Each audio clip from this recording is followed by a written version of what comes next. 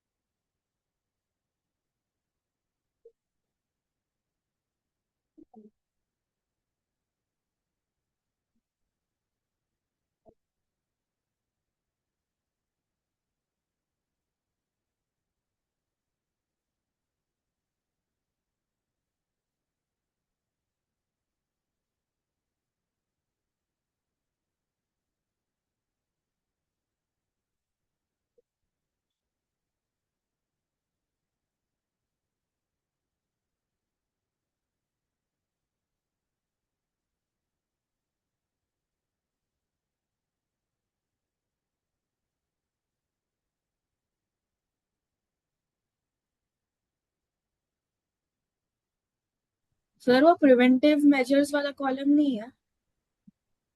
नहीं जी, प्रिवेंट कर ही नहीं सकते। मतलब प्रिवेंटिव मेजर इतना ही है कि पूरा वीडीसाइड पेस्टिसाइड मारना पड़ता है बहुत सारा।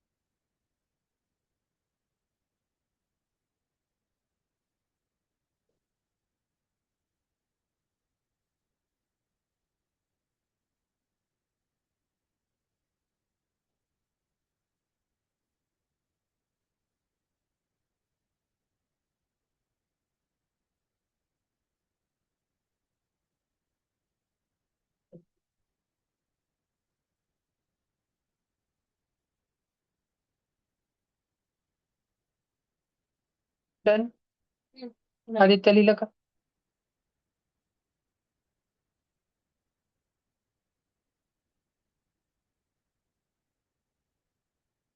रक्षित लिखा तूने? एक ही रक्षित है बेटा।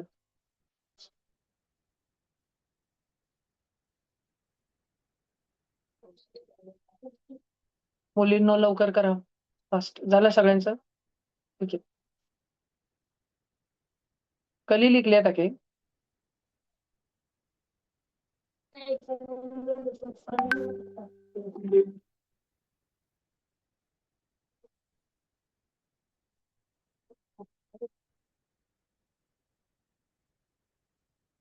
देखो जी, एक मिनट।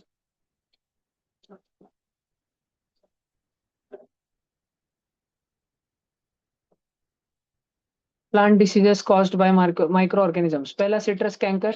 ये सिट्रस फ्रूट्स के ऊपर होता है। और इसमें जो अपना मौसम्बी संतरी वगैरह रहता है, उनकी ऐसी टाइटाइम फिश हो जाती है। सारी संतरी मौसम्बी को एक प्रकार से चिकन पॉक्स हो जाता है। ठीक है, ये ध्यान से देखो। तो अगर तुम चाहते हो कि तुम्हारी संतरी मौसम्बी को ऐसा ना हो, तो टाइम रहते अपने जो पेड़ है उस पे पेस्टिसाइड की फवारनी कर दो। नहीं तो सारा संतरे का, मौसम्बी का, नींबू का, आंवला का, जितना भी है सिट्रस फ्रूट से, चार, संतरा, मौसम्बी, नींबू और आंवला। ठीक है। Orange, sweet lime, lemon and, आंवले को क्या बोलते हैं, कुछ तो बोलते होंगे, आंवला, गूसबेरी। ठीक है। वो सारा का सारा खराब हो जाएगा नहीं तो। फिर उसके बाद में है अगला, रस्ट ऑफ व्हीट।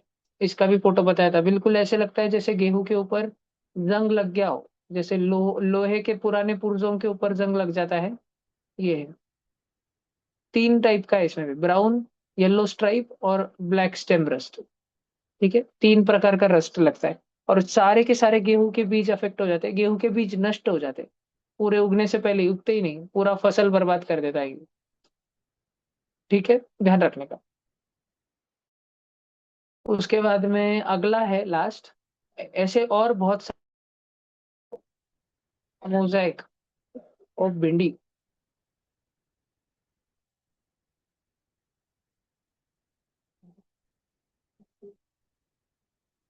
ऐसी वो मोजाइक पेंटिंग्स होती है ना, उसके जैसे भिंडी के पत्तों पे ऐसे बनता है।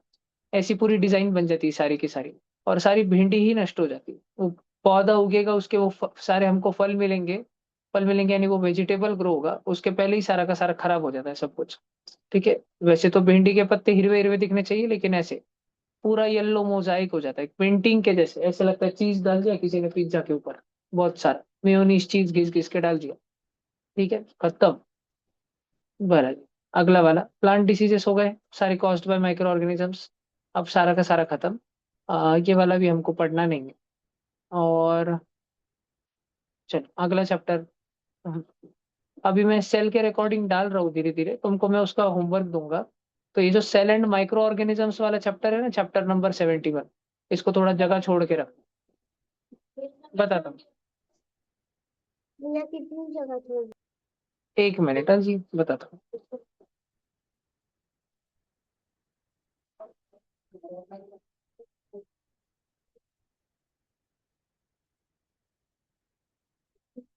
सेल के लिए है ना बच्चों, तुम लोग 5 पेज छोड़ो, मतलब आगे पीछे से 10, 5 पेजेस छोड़ दो बड़े रजिस्टर के। अगर छोटा मीडियम साइज का रजिस्टर है तो फिर 7 पेज छोड़ो, मतलब आगे पीछे से 14। हाँ, उसको एक पेज पकड़ ले उसको, ऐसे 10 पेज छोड़ ले। 10 सिंगल सिंगल या 5 डबल, और छोटा रजिस्टर होगा तो 14 सिंगल सिंगल या 7 डबल। इतने पेज छोड़ो, इतना बड़ा है।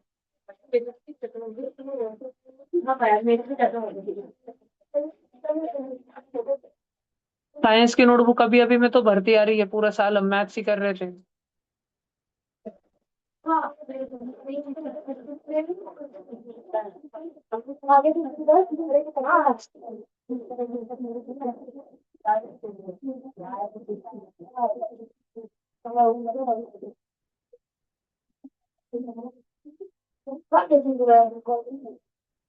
जल्दी, अगला चैप्टर की हेडिंग लगाओ। ये वाला रट्टा मारे, रुको।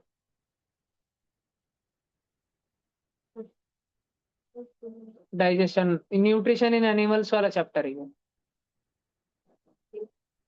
चलो ठीक है, कर लेंगे। लगाओ heading, the muscular system and digestive system in human beings. लिखना कम से कम है, समझना ज्यादा से ज्यादा है। ए वो पिछले चैप्टर अगर दूसरे बुक में किया नहीं तो।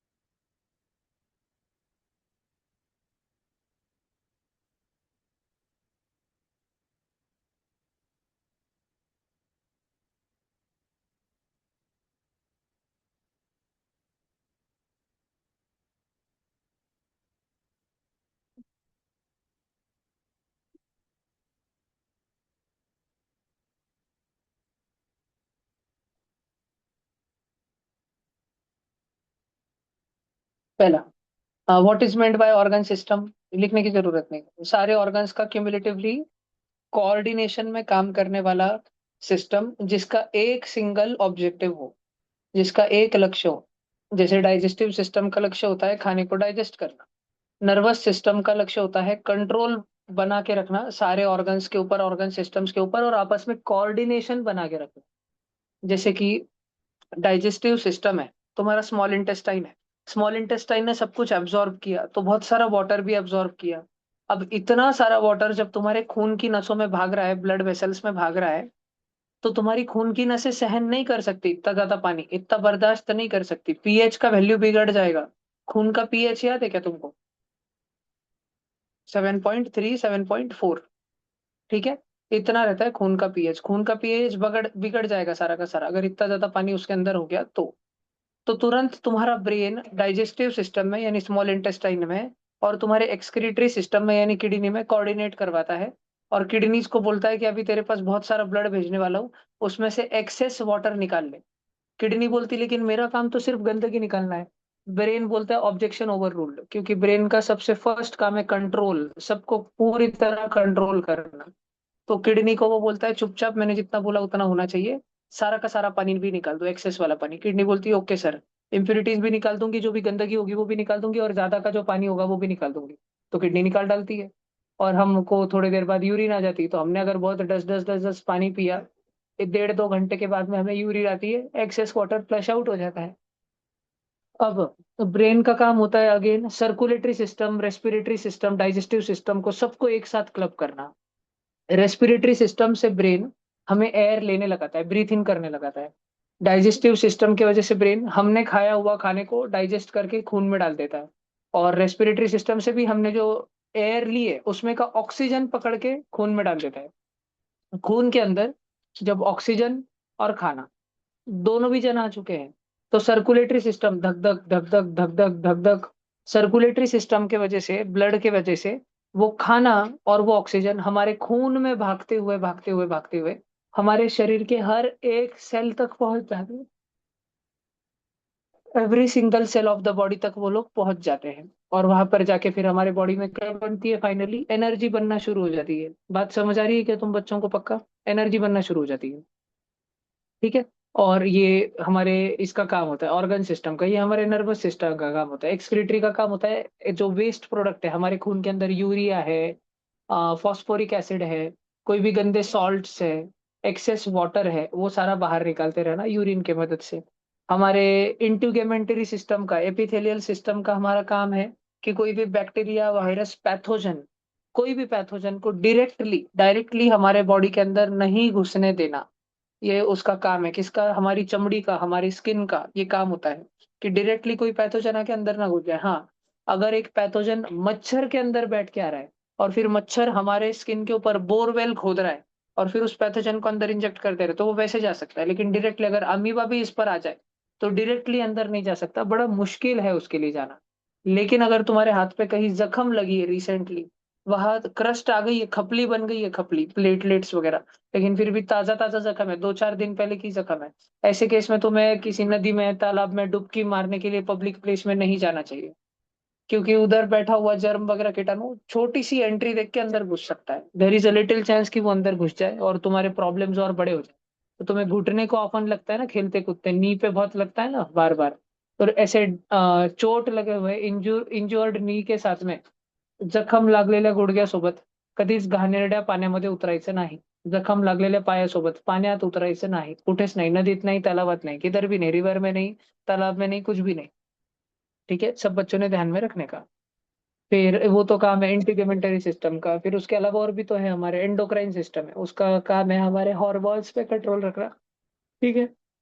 मान लो मैं अभी कृष्णकांत को आगे बोला कि चिप चिप चिप चिप ऐसा चोक दो, 10 चढ़ा भर दो उसको डायरेक्ट बिना काम के, तो उसको रोना आएगा कि नहीं? भैया ने फालतू में मार दिया, मैंने तो कुछ किया भी नहीं था, उसको रोने हाथ। हम्म। रोता कि नहीं? तो रो फिर। भला देखो, चलो मान लो ओम मिश्रा को मैंने उठा दिया, चलो उठ रे, पीछे जाके बैठ, उठ जल्दी, उठ जल्दी, जगह पे उठ, जा लास्ट में जाके बैठो ऑरेंज कपड़े को टेक, जा जा पीछे से। तो जैसे जाते जाते ये जो हो रहा है उसको फील हो रहा है ना, ये सब एंडोक्राइन सिस्टम की वजह से। आज आ गया। और अभी भी जो उसको फील हो रहा है, अरे मेरे मजे ले रहे थे क्या, ये जो इमोशंस फील हो रहे हैं ना, ये सारे एंडोक्राइन सिस्टम की वजह से है। ये सारे हॉर्मोन्स है जो हमको हमारे इमोशंस फील करवाते हैं। और अगर हमने उस एंडोक्राइन सिस्टम पे कंट्रोल जमा लिया, जिसको इंग्लिश में बोलते हैं कंट्रोल योर माइंड। ठीक है, अब हमने अगर हमारे मन को वश में कर लिया, यानी हमने हमारे इमोशंस को कंट्रोल कर लिया, जो कि बस में है, हम उसको कंट्रोल कर सकते हैं through deep deep breath, through some exercise, through correct meditation. ऐसा हम उसको कंट्रोल कर सकते हैं, तो हम हमारा मूड कंट्रोल कर सकते हैं। ओम मिश्रा को अगर मैंने आगे बुलाया, इधर आ, आगे, इधर, हाथ ले आगे, यहाँ ना, हाथ ले, हाथ ले ना, दे। आगे भविष्य की एक कैंसर बेट मिलती च रहती है, तो बैंक खाते में एडिशनल बैलेंस। ठीक है, तो ये जो अभी उसको फील हो रहा है और उसको अचानक से करण को एक घुसा मार रहे, एक घुसा मारने का मन कर रहा है, साले मजाक बोल रहा था तू। एक चपकन बज गई अभी। तो ये जो अभी फील हो रहा है, ये किसकी वजह से हो रहा है? एंडोक्राइन सिस्टम की वजह से। और उधर पेन फील हो रहा है, पेन क्यों? क्योंकि जो सेंसरी न्यूरॉन है, सेंसरी न्यूरॉन वो भागते भागते भागते भागते दिमाग तक गए, मारा मारा मारा, भैया ने मारा। दिमाग बोल रहा है हाथ वड़वड़ कर, हाथ वड़वड़ कर, हाथ वड़वड़ कर, तब तक नहीं हो रहा कुछ भी, देखो तब तक हाथ ऐसे ही है। हाथ वड़वड़ कर, हाथ वड़वड़ कर, हाथ वड़वड़ कर, हाथ वड़वड़ कर, क्या हाथ वड़वड़ कर, वड़वड़ कर, वड़वड़ कर, ऐसे। ये ऐसे होता है। तो सेंसरी न्यूरॉन, मोटर न्यूरॉन, ऐसे फट फट फट फट सिग्नल आते जाते हैं। देखो नर्वस सिस्टम काम कर रहा है। और उधर चोट लगी है, चोट लगी, बहुत सारे ब्लड वेसल, बहुत सारे स्किन के सेल मर चुके हैं। तो तुरंत तुम्हारे गश ऑफ फ्लो आता है ब्लड का। देख 2 मिनट से उसका हाथ गर्म, वहां पे गर्म हो जाएगा। 2 मिनट बाद हाथ लगाना, जस्ट 30 सेकंड, गर्म हो जाता है। क्यों? क्योंकि एक इमीडिएट फ्लो ऑफ ब्लड आता है, खून भाग के आता है उधर, है ना। एम्बुलेंस टिंग टिंग टिंग टिंग टिंग टिंग ऐसे आती है पेशेंट लोगों को बचाने के लिए, क्योंकि स्किन के बहुत सारे सेल मरे। अभी मैंने 50,000 सेल मारे उसके अभी, एक झटके में, एक छड़ी में। 50,000 सेल मार डाले मैंने ओम मिश्रा के। 25,000 स्किन के, मतलब स्किन तो ऑलमोस्ट डेडी है उसके, 7 लेयर्स ऑफ स्किन के। और अंदर के बहुत सारे वहां पे जो ब्लड सेल्स मौजूद थे, फट से एक रपटे से उसके कितने सारे red blood cell, white blood cell मैंने मार डाले। इतनी तबाही मची है, तो शरीर का बहुत सारा खून वहां भाग के आता है, प्लेटलेट्स वहां भाग के आते हैं, हॉर्मोन्स वहां भाग के आते हैं। क्या हुआ है, क्या हुआ है, at the site of injury. और अंदर कुछ छोटी सी इंटरनल ब्लीडिंग मेरे वजह से अगर हुई होगी, छड़ी की वजह से हुई होगी, वो अभी ठीक होनी शुरू हो गई है, 5 मिनट के अंदर हील हो जाएगी। छोटी सी है ना, इसलिए हील हो जाएगी। कभी कभी इतना जोर का जख्म लगता है, इतना जोर का, कि अंदर लगी हुई इंटरनल इंजुरी पूरा ठीक नहीं हो पाती। ठीक है, दैट इज वाई हमको हमारे मसल्स अच्छे रखने चाहिए, स्ट्रांग रखने चाहिए। मसल्स स्ट्रांग रखने से मतलब हमारा मस्कुलर सिस्टम के अंदर एंड्योरेंस रहना चाहिए, to sustain, to endure, to imbibe little amount of physical pain. थोडासा त्रासदा जर मी तुम्हाला दिली, थोडेसे फटके जर का मी तुम्हाला दिले, थोडेसे, मम्मी तर दररोजच फटके देतेच, थोडेसे फटके खाण्याची सहनशक्ती तुमच्यामध्ये असली पाहिजे. समजतंय का तुम्हाला? त्याला म्हणतात धडधाकट मस्क्युलर सिस्टम, जसं करंटचा आहे, है ना. मारा, रो रहा क्यों नहीं? मेरे को रोना नहीं आता. करण का ऐसे, समझ रहा है? बोला तो हमें अभी इस चैप्टर में हमें मस्कुलर सिस्टम के बारे में पढ़ना है। हमने पहले भी पढ़ा हुआ है, देखो। अगर तुम वेट उठाते हो, वेट लिफ्टिंग करते हो कोई भी, तो तुम्हारे मसल्स टाइट हो जाते हैं एकदम से, ताकि गिरे ना, यहाँ टाइट हो जाता है। जस्ट इमेजिन करो, एक एक्टिविटी करो, इमेजिन करो कि तुम अपने घर में पानी का जार आता है ना, या कुछ हैवी ऑब्जेक्ट, एक आधा बक्सा, तुम उसको उठा रहे हो, नीचे नहीं गिरने देना। और अब पहले पहले रिलैक्स रखो अपने मसल को, देखो ये बेंड होता है क्या, देखो सब लोग देखो। और अब सोचो कि तुम्हारे हाथ में तुम्हारा भांजा या भतीजा है, 4 साल का, जिसको ब्लीडिंग हो गई, तुम उसको हॉस्पिटल लेके जा रहे हो, उसको नीचे गिरा नहीं सकते, उसको नीचे गिरा नहीं सकते। और अब देखो, या ऐसे कोई तो भी पानी का जार उठा रहे हो तुम जोर से, नीचे नहीं गिराना, नीचे नहीं गिराना। ये देखो अभी एक हाथ से दूसरे हाथ, ये देखो, कॉन्ट्रैक्ट हुए क्या मसल्स? टाइट हो गए एकदम से, हुए ना? तो ये नेचुरल है, ये नेचुरल कॉन्ट्रैक्शन ऑफ मसल्स है। क्यों? मसल्स को कॉन्ट्रैक्ट करते ही ये ऑटोमेटिक पीछे आ जाता है। ठीक है, टाइटन हो जाता है सारा का सारा, और रिलैक्स्ड पोजीशन में है सारा का सारा। तो रिलैक्सेशन ऑफ मसल्स है। क्या हमारे हाथ को हम लोग कंट्रोल करते हैं? Yes, our hand is almost completely 99.9% under our own control. Our hand is 99.9% under our control. ऐसे मसल्स जिसको टू अ लार्ज एक्सटेंट हम लोग कंट्रोल करते हैं, उनको वॉलेंटरी मसल्स बोलते हैं। क्या बोलते हैं?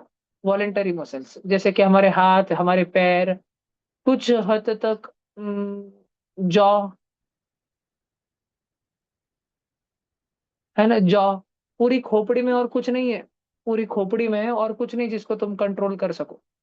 अपने ईयर को भी कंट्रोल नहीं कर सकते। कानाला सांगा घड़ी मार, कान को बोल के देख घड़ी मार, पीछे जा, घड़ी मार और पीछे जा। नहीं, वो तुम जबड़ा हिला रहे हो। मेरे कान हिल रहे हैं, है ना? कुछ कुछ बच्चे ऐसा करते हैं माउथ बंद करके, पर वो जबड़ा है, जबड़ा जबड़ा हिलने के उधर कंपन जा रहे हैं, वाइब्रेशन सिर्फ उसके वजह से हिल रहे हैं।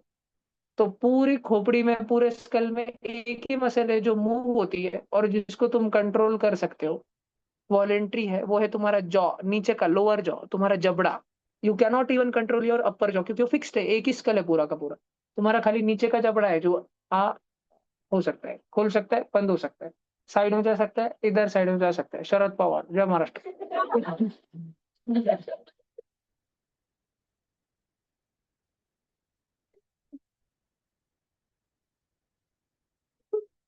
ह्यूमन बॉडी के अंदर, ह्यूमन बॉडी के अंदर 600 मसल्स हैं, जिसमें से हमारे बॉडी का, शरीर का वेट 40% तो हमारे मसल्स के ही कारण होता है।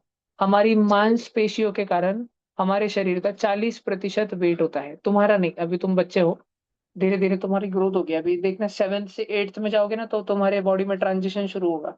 करण के बॉडी में थोड़ा जल्दी, एक आध साल पहले जल्दी शुरू हो चुका है। ओमकार के बॉडी में एक आध साल पहले शुरू हो चुका है। सृष्टि के बॉडी में एक आध साल, तेजस्विनी, गौरी के बॉडी में एक आध साल, श्वेता के बॉडी में एक आध साल पहले, अनुष्का, जिनकी ऊंची ऊंची हाइट है, आदि का भी, वीरेन का भी। ठीक है, अब बाकियों का भी होगा तुम सबका। अभी you will go drastic change in. और ये चलेगा, लड़कियों में चलता है 11 साल से लेके 16-17 साल की उम्र तक। बॉयज में चलता है 13 साल से लेके 19-20 साल की उम्र तक। और इसमें तुम्हारी हाइट, तुम्हारी भूख, तुम्हारे फेशियल फीचर्स, तुम्हारे बॉडीली फीचर्स सब कुछ चेंज होना शुरू हो जाएंगे। तो अब तुम एडोलसेंस की एज में आओगे, और जब वो एज पार हो जाएगी, जब तुम सारे बच्चे 21 ईयर्स से बड़े एज के हो जाओगे, तब उस समय पे रफली रफली 40% of the weight of your body, तुम्हारे शरीर का जो वजन होगा, मान लेते हैं कि तुम्हारा वजन, एक मिनट के लिए, एग्जांपल के लिए मान लेते हैं कि 60 kg होगा, 60 kg तुम्हारे शरीर का वजन। तो इस 60 kg का 40%, 40%, मतलब zero zero cut, zero zero cut, 24 kg। 60 में से 24 kg केवल मांसपेशियों के कारण, मसल्स के कारण होगा, मसल्स के कारण। उसके अलावा फिर हड्डियों का वजन अलग, ऑर्गन्स का वजन अलग, ब्लड का वजन अलग, इंटरनल कैविटीज वगैरह का सारा सब कुछ अलग अलग अलग अलग ऐसे होगा। बात ध्यान में रहेगा क्या? हमारे शक्ल में ही कितने मसल्स होते हैं? 30 muscle, 30 muscle in the human face, जिसके कारण हमारे इतने सारे, ये भी एक एक्सप्रेशन ही है, यॉन करना। इतने सारे हमारे जो है, उबाशिना को लिवरे, हमारे इतने सारे जो है एक्सप्रेशंस बनते हैं। जैसे कि तुम सब लोग करके बताओ, हैप्पी, नटखट, बताओ नटखट। सैड। मम्मी ने बुक्का दिया है एक पार्ट में रख के, बहुत दपाटे दिए हैं मम्मी ने आज, बहुत डांटा है, तब भी हंसता जाएगा रख से।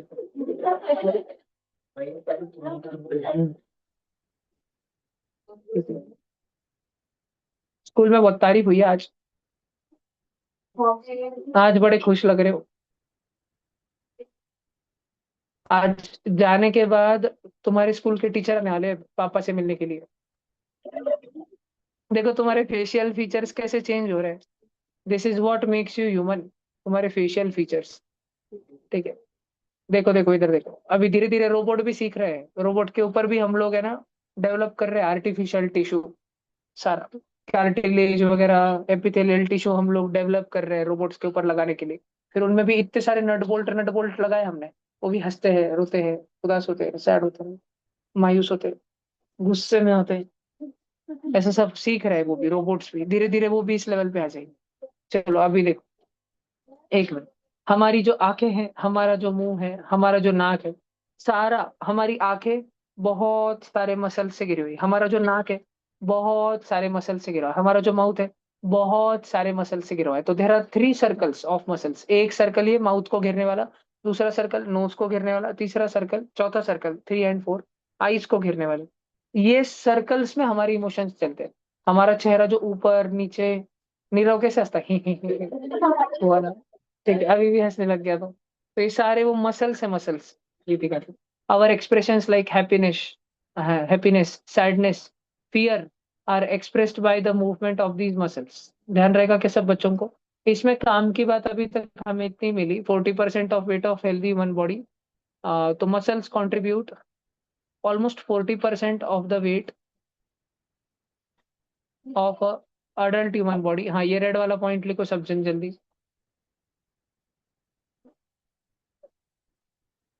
और रेड के बाद ग्रीन अलग से लिखो।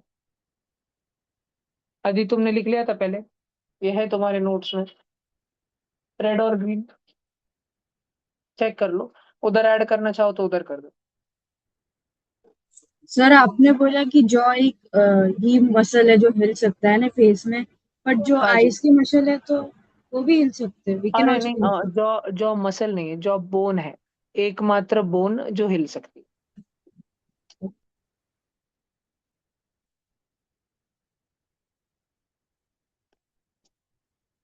सर एक अर्ध्या तासात फोन करतो, अर्ध्या तासात फोन करतो. हो जी.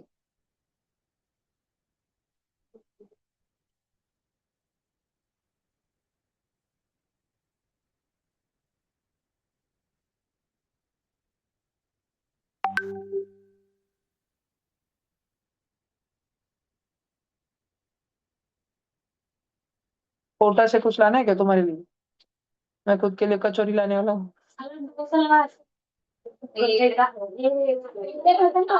समोसा तो जोधपुर में अच्छा मिलता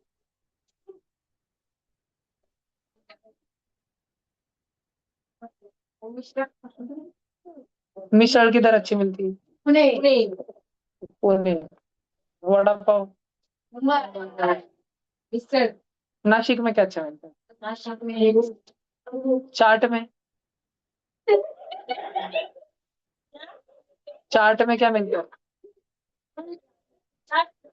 अरे पानी पूरी, ऐसे सारा चटपटी चीजों में नासिक में क्या अच्छा मिलता है? अरे मोमोज,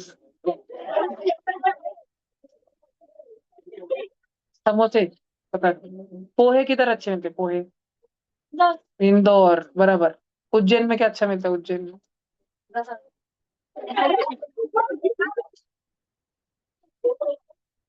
प्रसाद मिलता है, प्रसाद. अच्छा. काशी में क्या मिलता है अच्छा बताओ?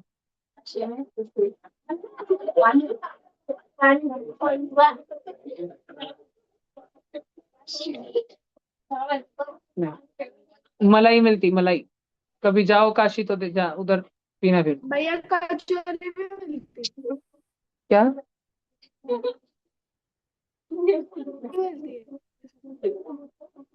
चलो आगे चलते हैं. देखो, दो प्रकार के मसल्स है, एक जो तुम्हारे वश में है, दूसरे जो तुम्हारे वश में नहीं है. हम इस पे पहले चर्चा कर चुके हैं, तो मैं एक बार समझा के बता रहा हूँ, ध्यान से सुनो. वॉलेंट्री मसल्स, तुम्हारे हाथ, तुम जैसे चलते हो यानी तुम्हारे पैर, तुम खाना खाते हो, ये सब कुछ तुम्हारे कंट्रोल में है. It is under your will. भैया विल मतलब क्या? विल मतलब इच्छा. सब बच्चे हाथ ऊपर उठाओ, हाथ नीचे करो, मुंह में थप्पड़ मारो. नहीं नहीं नहीं, मार दी. ठीक. तो ये ये तुम कर सकते हो.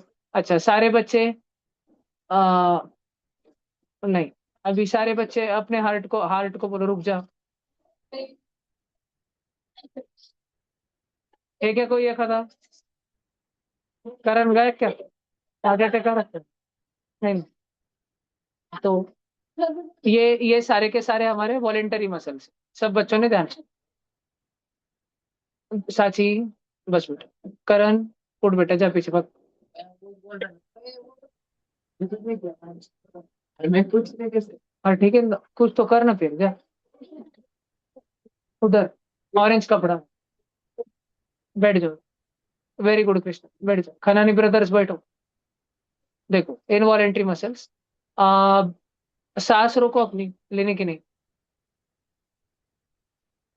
ले ली तो देख लो.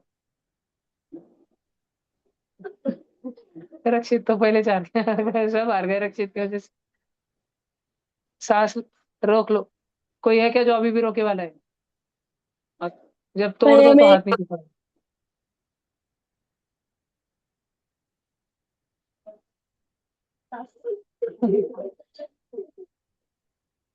गए ना, कभी ना कभी तो जाओगे ना, एक तो ऊपर नहीं तो कंपटीशन में बाहर।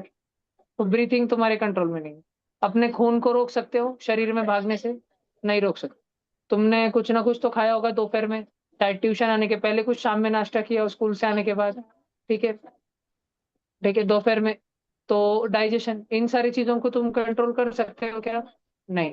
कुछ कुछ ऐसे वाइटल फंक्शंस है, वाइटल मतलब अत्यंत जरूरी। क्यों जरूरी? तुम्हें जिंदा रखने के लिए जरूरी। ठीक है। वो तुम्हारे विल पे नहीं है, they do not depend upon our will, वो तुम्हारी इच्छा से नहीं चलते, वो किसी हायर पावर की इच्छा से चलते। वो ऑब्जेक्शन ओवर रूल्ड हो जाता है उधर, तुम जो चाहो वो नहीं होता। ऐसे वाले मसल्स को बोलते हैं इनवॉलेंट्री मसल्स। इनवॉलेंट्री मसल्स किसके अंदर होती है? बहुत सारी इनवॉलेंट्री मसल्स, सारी नहीं लेकिन बहुत सारी स्टमक के अंदर होती है। बहुत सारी इनवॉलेंट्री मसल्स इंटेस्टाइन के अंदर होती है। अपना पेट अंदर लो, बहुत मोटे हो गए हो, ले पाए? तो ये तुम्हारी पेट की मसल्स थी कि स्मॉल इंटेस्टाइन की? दोनों की भी नहीं, ये तुम्हारी एब्डोमिनल मसल्स थी, स्किन के नीचे वाली। उसने अंदर खींचा तो तुम्हारा टमी जो है वो अंदर भाग गया, अंदर खींच के चले गया। तुम्हारे स्टमक को तुम कंट्रोल नहीं कर सकते, तुम्हारे स्मॉल इंटेस्टाइन को तुम कंट्रोल नहीं कर सकते। एटलीस्ट इतने आसानी से तो नहीं। बहुत डीप मेडिटेशन, बहुत लंबे समय तक के बाद में तुम्हें शायद थोड़ा सा कंट्रोल बनाता है अपने स्टमक और अपने स्मॉल इंटेस्टाइन के ऊपर। तुम्हारे हार्ट, तुम इनको कंट्रोल नहीं कर सकते। ठीक है। बहुत लॉन्ग टाइम के बाद, लंबे अरसे के बाद, तो तुमको ध्यान रहेगा क्या वॉलेंट्री और इनवॉलेंट्री का मतलब?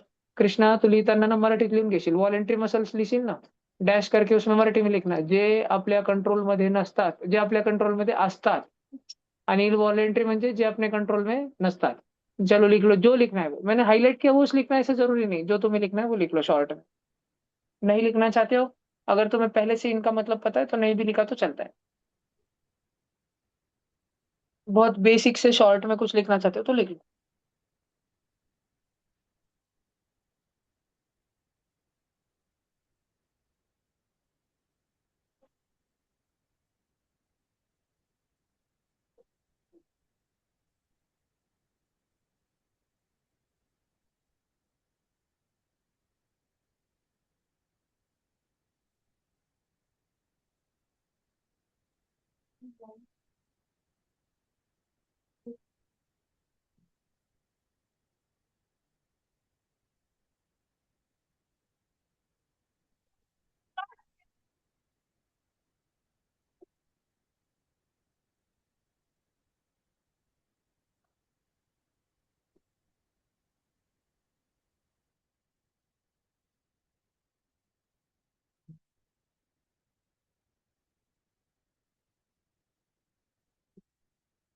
चलो आगे बढ़ना।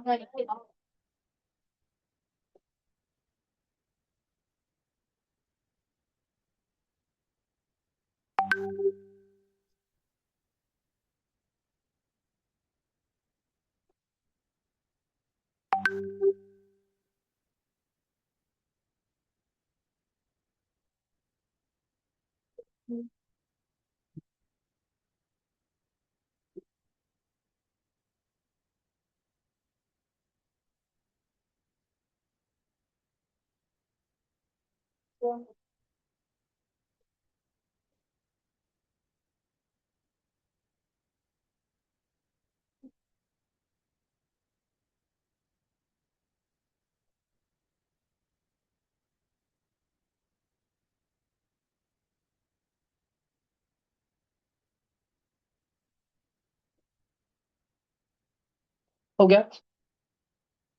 उड़ाऊ? अगला देखो बच्चों, टाइप ऑफ मसल्स। अभी ना हम लोग तीन मसल्स की बात कर रहे हैं।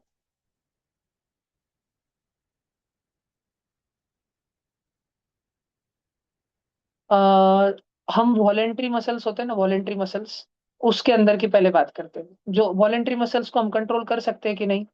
कर सकते हैं। तो वॉलेंट्री मसल्स का एक छोटा सा हिस्सा है, बहुत सारे प्रकार के वॉलेंट्री मसल्स हैं, उसमें से एक है स्केलेटल मसल्स। वो जो हमारी हड्डियों को लटके होते हैं, जैसे कि ये मेरी हड्डी है, देखो मैं इसको सीधा खड़ा करके रख पा रहा हूँ, है ना, सीधा। मैं तो चाहूँ तो एक आधी बिना कड़क पुट्टे की बुक है, अभी ये देखो, मैं तो इसको भी सीधा खड़ा नहीं कर सकता, ये खुद भी सीधा नहीं हो सकता। कब, कैसे? अगर मैं थोड़ा उसको प्रेस कर दूं तो ये क्या हो गया, इस मूवमेंट को क्या बोलते हैं? कड़क करना, कड़क्शन। क्या बोलते हैं गधड़ो? Contraction, contraction. ये मसल का कॉन्ट्रैक्शन हो गया। जब कॉन्ट्रैक्शन नहीं था, रिलैक्सेशन था, तो ऐसी हालत थी। जब रिलैक्सेशन है तो ऐसी हालत है। कॉन्ट्रैक्शन में ऐसी भी हो सकती है। सीधा खड़ा है, ठीक है, और रिलैक्सेशन कर दूं तो छूट जाएगा ना फिर। समझ रहा है क्या? तो ये जो मसल्स है, ये मसल्स ये मेरे कंट्रोल में है। और ये मसल्स किसके ऊपर लगे? मेरे शरीर में हड्डी है, हड्डी बोन। उस हड्डी के ऊपर मसल्स है, उस मसल्स के ऊपर मेरी चमड़ी है, चमड़ी के ऊपर मेरे है मेरे मसल्स। वो वाले मसल्स जो हड्डी के ऊपर लगे वाले हैं, उनको मैं कंट्रोल कर सकता हूँ। मेरे वो वाले मसल्स जो गर्दन हड्डी रहती है ना स्केलेटन के पीछे से, उस पे लगे हुए, जिनको मैं कंट्रोल कर सकता हूँ, जो मेरे कंट्रोल में है, उन वाले मसल्स को बोलते हैं skeletal muscles. Skeletal muscles voluntary होते हैं कि involuntary? They are voluntary. Their movement are voluntary. सारे बच्चे इधर देखो। Muscles of arms and legs, ये एक इसका एग्जांपल है, ठीक है। और ये मसल्स का सबसे मुख्य काम क्या होता है? इनका मुख्य काम होता है, they are responsible for holding the bones of the skeleton together. सारी हड्डियों को एक साथ जोड़े रखने का काम हमारे स्केलेटल मसल्स करते हैं। ये हड्डी और ये हड्डी अलग अलग है। इस हड्डी को इस हड्डी से पट्टी के जैसे, चिकट टेप के जैसे जोड़े रखने का काम हमारी स्केलेटल मसल्स करती है। अगर कटर से मैंने ये स्केलेटल मसल्स फाड़ दिए तो ये हाथ नीचे गिर जाएगा, ये हाथ नीचे गिर जाएगा। बात समझ आई क्या तुमको? दोनों अलग अलग हो जाएगा, ये मेरे शरीर को रहेगा और वो वाला बचा वाला टुकड़ा अलग निकल जाएगा, ठीक है। ये देखो, जैसे ये बॉटल और ये पेन, दोनों के दोनों अलग बोन से, अलग अलग हड्डियां है। स्केलेटल मसल्स इन दोनों हड्डियों को जोड़े रखने का काम करती है, दोनों को। समझ आ रहा है क्या? स्केलेटल मसल कट गई, स्केलेटल मसल्स कट गई, दोनों बोन्स के बीच में का कनेक्शन ही टूट जाएगा। हम लोग ऑपरेट नहीं कर पाएंगे। बात समझ आ रही है क्या तुमको? पक्का? स्केलेटल मसल्स वॉलेंट्री है, हमारे कंट्रोल में होते हैं। कौन है जो वॉलेंट्री नहीं है? हार्ट के मसल, जिनको कार्डियक मसल बोलते हैं, या फिर स्मूथ मसल। ये दोनों के दोनों इनवॉलेंट्री है। हमने अभी जस्ट ऊपर पढ़ा था types of muscle. Types of muscle के सब टाइम हम लोग पढ़ रहे हैं। तो voluntary muscle is only one, skeletal muscle. Whereas involuntary muscles are two two. भैया जब हार्ट के मसल और स्मूथ मसल दोनों इनवॉलेंट्री है, तो उनको अलग अलग क्यों काम दे दिया? क्योंकि हार्ट के muscle are extremely fast, non stop, थड़ थड़ थड़ थड़ थड़ थड़, लब डब चालू रहती, धक धक धक धक धक धक चालू रहती, जन्म से लेके जब तक मरेंगे नहीं तब तक। समझ रहा है क्या तुमको? ये हार्ट के मसल जो है, बबड़िया इधर देख, हार्ट के मसल भी इनवॉलेंट्री है, लेकिन ये अबाउट 70 टाइम्स पर मिनट कॉन्ट्रैक्ट और रिलैक्स करेंगे। Relax and contract about 70 times पर मिनट, धक धक धक धक धक धक धक धक धक धक धक धक धक धक धक, ऐसे टन टन ऐसे चलते हैं गोकुल धाम में। कुछ तो इवेंट होने के बाद देखो। और स्मूथ मसल में क्या है? स्मूथ मसल भी इनवॉलेंट्री है करण बाबा, लेकिन वो आराम से काम करते, उनको किसी बात की जल्दबाजी नहीं। देयर मूवमेंट आर इनवॉलेंट्री, वो तो इधर ही छप्पन ने देखा, but slow, not as fast as heart. This is involuntary and fast. अरे ध्यान रहेगा क्या? पक्का? किधर किधर होते हैं भैया स्लो वाले, जो हमारे कंट्रोल में नहीं है वो वाले? ठीक है, किधर किधर होते हैं? देखो, स्टमक में होते हैं, इंटेस्टाइन में होते हैं, हमारे खून की नसों में होते हैं। जिधर बेबी सेफ रहता है, मदर्स वूम्ब में, माँ की गर्भ में, उधर यूटेरस में होते हैं। ऐसा, यूटेरस मतलब गर्भ पिशवी, गर्भ। ध्यान रहेगा क्या सब बच्चों को? यूटेरस मतलब गर्भ पिशवी, जिधर अपन सब लगभग लगभग कितने टाइम के लिए थे? 9 महीने के लिए थे। जितना टाइम एक बेबी अपने मदर के वूम्ब में रहता है, उस टाइम को क्या बोला जाता है? जितना समय एक बच्चा अपनी माता के गर्भ में रहता है, उस समय को क्या कहा जाता है? बहुत ही ढेकड़े हो रहे तुम, कितना पढ़ा था मैं तुमको, भूल ही जाते हो। Gestation period. इंसानों का जेस्टेशन पीरियड कितना है? 9 महीने। लिखना चाहते हो तो लिख लो, जो भी लिखना चाहते हो। पहला वाला वॉलेंट्री मसल का था, नीचे के दोनों इनवॉलेंट्री मसल के थे। जो भी तुम लिखना चाहते हो लिख लो, सोच समझ के, आलस मत करना।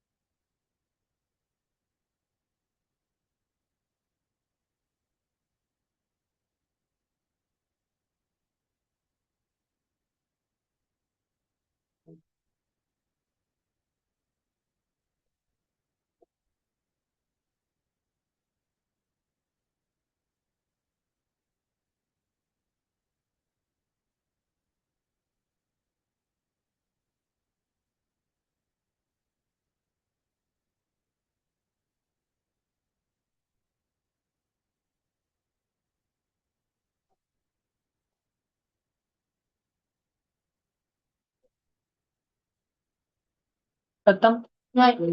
लिख लिया बच्चों, आगे चलना।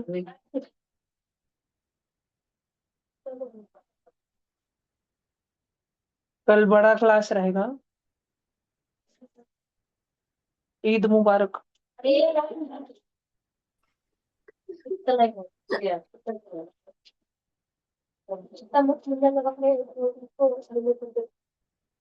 सुबह की आगाज से लेके जुम्मे की नमाज तक।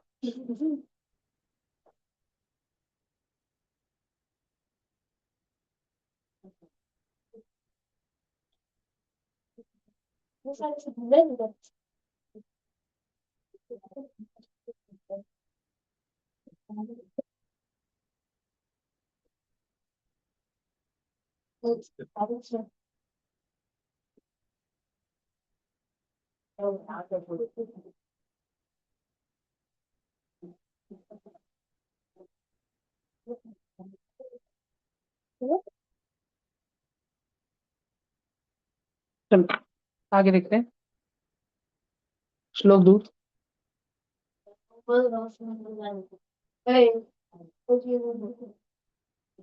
अगला।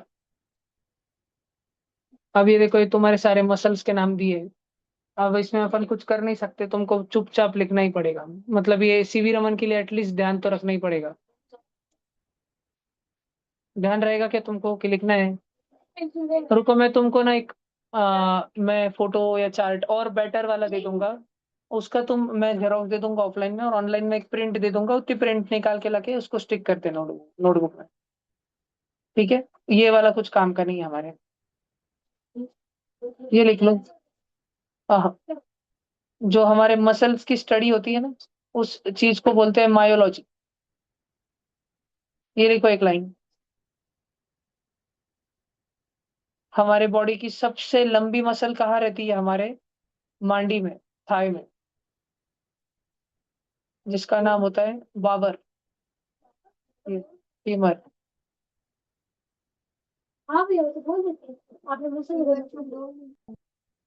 मसल भी, सबसे बड़ी मसल भी हमारी, अरे हाँ सॉरी, जिसका नाम क्या रहता है? क्वाड्रिसेप्स।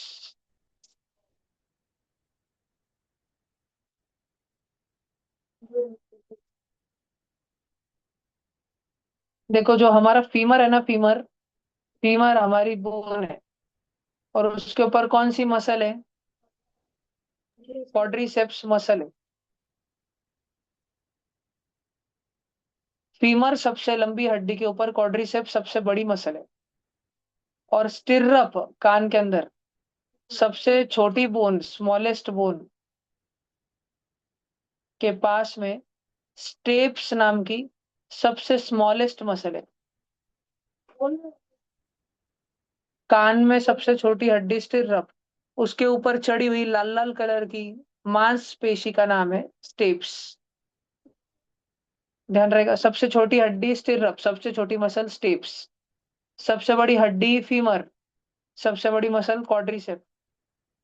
लिखना है जल्दी, फास्ट में, जो भी लिखना चाहते हो फास्ट में। राघव कैमरा के सामने नहीं बैठा बेटा, इसलिए रिमूव कर रहा हूँ, पर क्या। Bye bye. नैतिक कॅमेरा बंद होता म्हणून रिमूव्ह करतोय, बाय बाय. गवळीजी, कॅमेरा ऑन करायचा आहे का? उठून बसा, चांगलं ताट बसा. फोन थोडं तिकडे ठेवा माग, आणि लिहा पटापटा. आणि फोनवर गेम नका खेळू गवळीजी.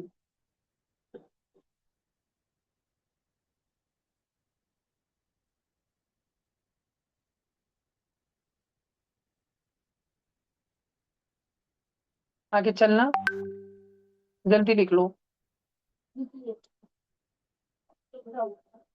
नमज का टाइम.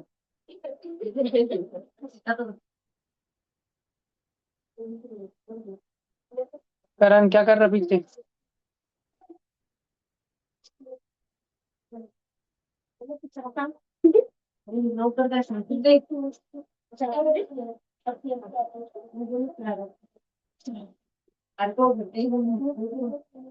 चलो हो गया.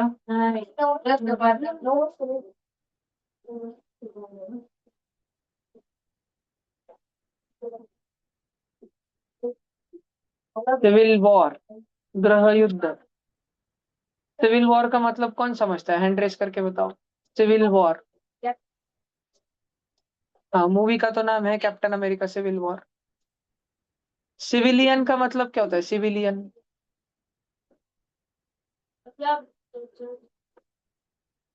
सिविलियन का मतलब नहीं जानते कोई भी ऑफलाइन ऑनलाइन में बच्चे? एक भी बच्चा नहीं जानता सिविलियन.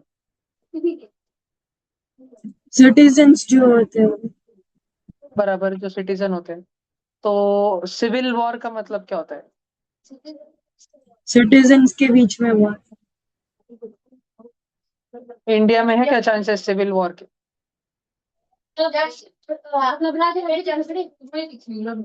राजा राजा के झगड़े नहीं, राज्य राज्य के झगड़े नहीं रताड़िया.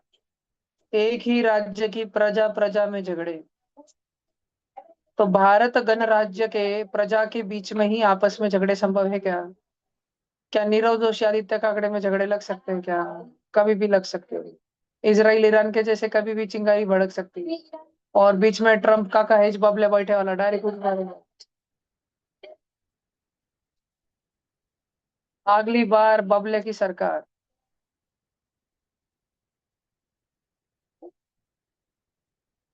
चलो अगला. पता, कल कल पता करके लाना 5 ऐसे कंट्रीज जहां सिविल वॉर हुआ है. लिखो, क्वेश्चन लिखो मार्जिन में ऊपर. Name 5 countries where civil war has happened in the last 100 years. Russia Ukraine नहीं, रशिया और यूक्रेन में तो इंटर स्टेट युद्ध है दीदी. तो अगर अलग होता है। रशिया में रहने वाले लोगों में आपस में ही झगड़ा चालू हो जाए तो उसको कहते हैं सिविल वॉर. भैया रिपीट करो ना। तो 5 कंट्रीज, क्वेश्चन लिख लो एक बार मार्जिन में. Name name any 5 countries. भैया एनी हाँ 5 जी. मायरा माइक बंद है दीदी आपका.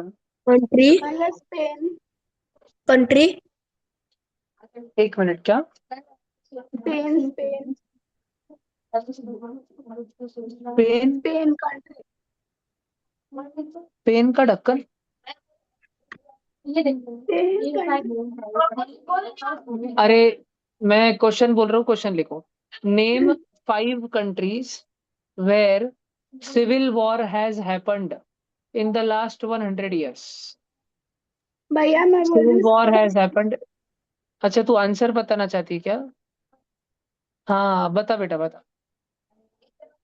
स्पेन ग्रीस एक स्पेन है, और? ग्रीस ग्रीस नहीं, नहीं ग्रीस में नहीं हुआ. पाकिस्तान में होता है. Pakistan is in conquest in last 100 years. बैंगन कल तुम लिख के लाना, अभी कल. का विषय होगा। चलो हेडिंग लगाओ।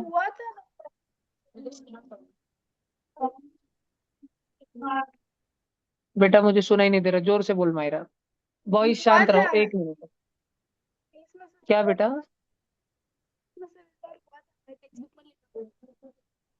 ऑनलाइन तुमको सुनाई देता है क्या मायरा क्या बोलती है?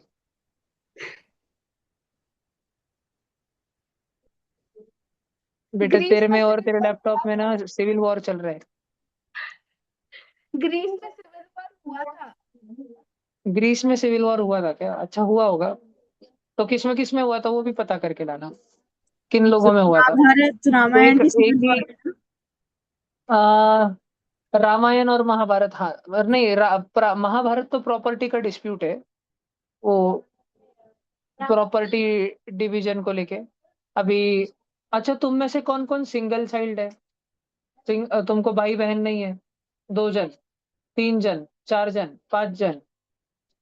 ऑनलाइन में कोई नहीं है सिंगल चाइल्ड? कितने जनों को बहन है? हैंड रेस करो। सख्ी बहन। अच्छा थोड़ा और प्रिसाइजली मुझे पूछना चाहिए, 1 मिनट। कितने जनों को बड़ी बहन है? सखी सखी बड़ी बहन, बड़ी। और कितने जनों को सगी छोटी बहन है? सगी छोटी बहन, हाथ नीचे। कितने जनों को सगा बड़ा भाई है? कितने जनों को सगा छोटा भाई है? मैं मेरे को हैंड रेज रखो, इधर देखो सामने।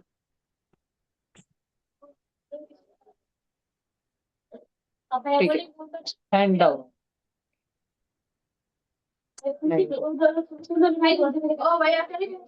करो नीचे करो।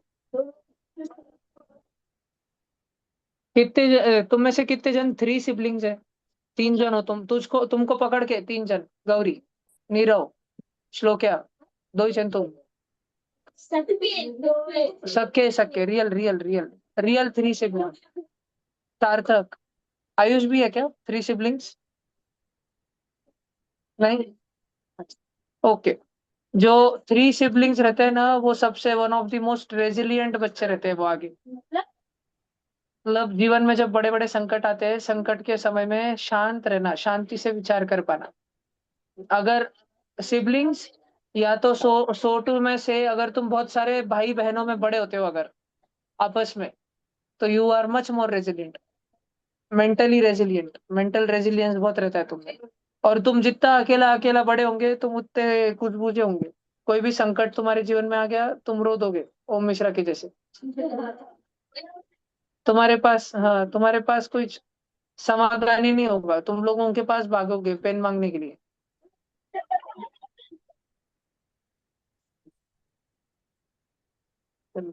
हेडिंग लगाओ, ह्यूमन डाइजेस्टिव सिस्टम। हाँ वो तो मुझे पता है, टाइम हो गया, लिखो। बस ये टेबल लिखना है, बाकी खत्म। बस। भैया आप कुछ करेगा वो बस चलो जल्दी लिखना शुरू करो।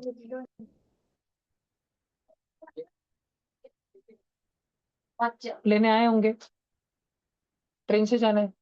नीरव उसको छोड़ के। गाड़ी क्या? स्कूटी कौन लाया है? ओमकार लाया है ना, जा भाई। नीरव और ओमकार। अच्छा ठीक है, नहीं अंकल को लगाई है। तुम जाओ, ओमकार नीरव और ट्रिप से आ जाएंगे, ओमकार लेते तेरे को तो 2 जने। पैदल पैदल चले जाओ, नीरव और आदि। इधर ही तो है सामने, डर तो नहीं लगेगा नीरव को। और एक कंपनी जाओ, साथ में आते टाइम बोर हो जाएंगे। श्लोक श्लोक। नहीं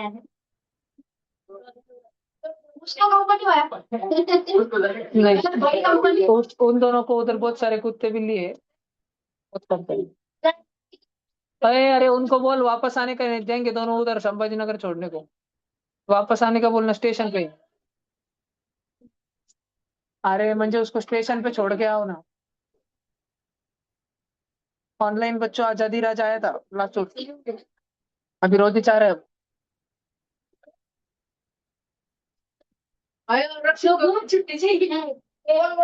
चलो, क्या सबने लिख लिया? चेकिंग को उठू क्या मैं? एक मिनट आया।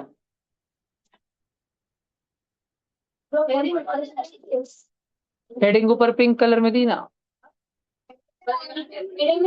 मार्जिन में हेडिंग लग। कोई बात नहीं, टेबल होने के बाद लास्ट में लगा दे। आळस करू नका आयुष दादा, उठा आणि लिहा। लिखो आयुष दादा लिखो। आगम जी आपका नहीं है, 7th के बच्चों का है। अरे, मैंने न्यू एडमिशन के ग्रुप पे डाले, ठीक है, रुक जाओ 2 मिनट रुक जाओ। हाँ चलो बच्चों, लिखते रहो 7th वाले फटाफट लिखो। स्केल चाहिए इसको? नहीं उसे लाइन के लिए नहीं लगती।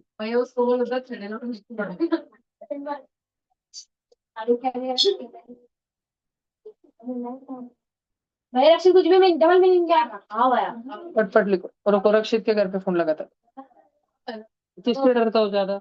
उससे वापस नहीं, उसकी दादा से, उसके दादा से। दी दादी दादी बुक है, दादी दादी बुक दादी दादी भैया दादी को मत बोल। भैया उनके पापा को। कृष्णा किससे डरता? कृष्णा उसके पापा से।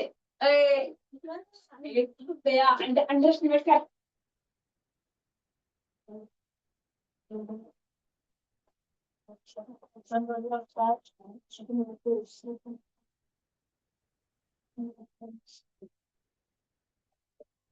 हाँ।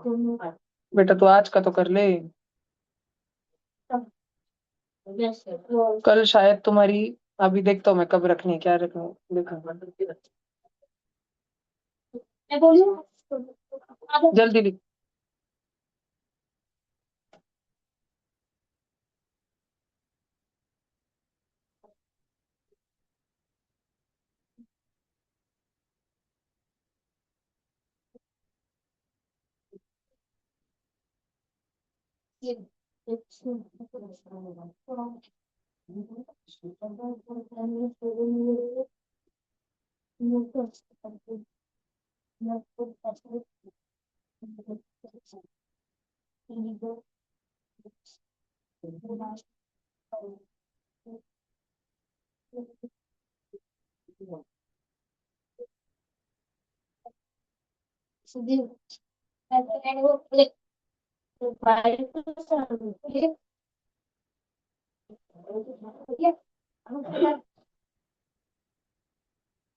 श्लोक किधर भागने गया था? तेरे बैग भर के कल्टी मारा तक क्या?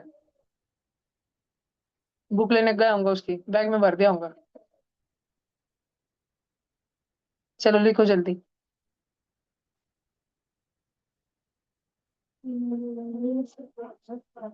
मैं तुमको एक बताता, ऑफलाइन 1 मिनट देखना, तुम मुझे बताना किसके जैसा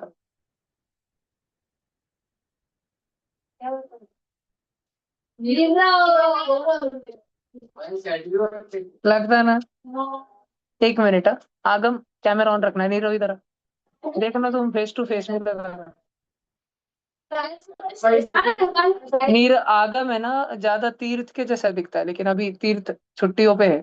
तीर्थ सौंदर्य बड़ा है वो तुमसे। आगम और तीर्थ एकदम फेस टू फेस मैचिंग। हो गया भैया। 1 मिनट दीदी, नहीं चलूंगा मैं। चलो हो गया।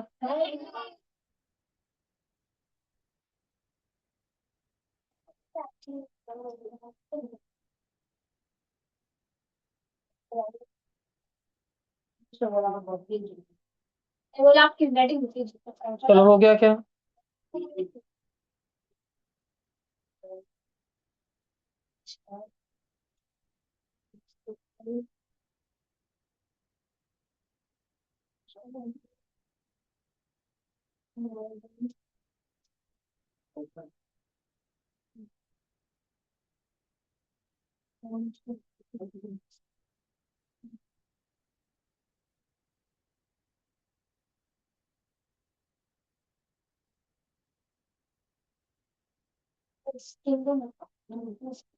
हो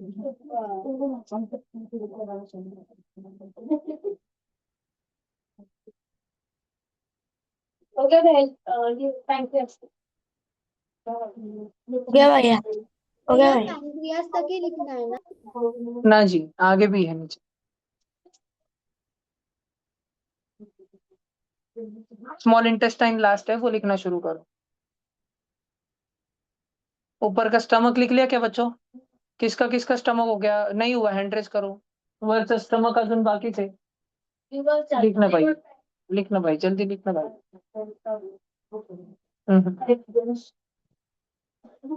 यहाँ लिखना, कंप्लीट करना, फिर छोड़ूंगा घर पे।